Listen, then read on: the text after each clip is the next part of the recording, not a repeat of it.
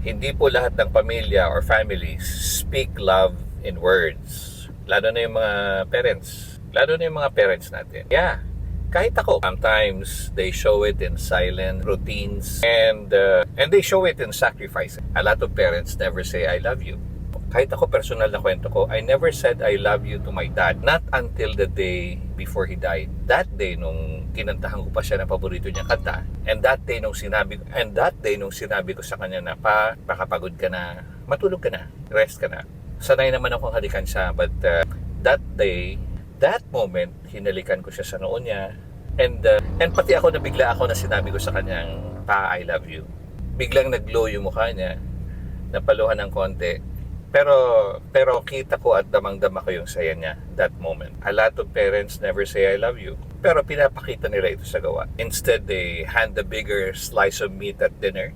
Binibigay nila lahat sa atin at sa kanila yung tira lang. Yung mga nanay natin, they wake up so early so that the water is heated for our bath para mainit yung ipapaligo natin on that particular day.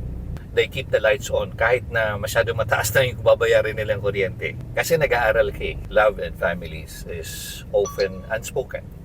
Pero nakatahi ito sa araw-araw na survival at pagsasama nating lahat. So, wag kayo magtatampo kung hindi kayo nasasabihan na mahal kayo ng mga magulang nyo. Baka lang hindi sila sanay. Pero kung masyadong expressive yung mga magulang nyo, swerte nyo. Swerte nyo at nagagawa nila yun.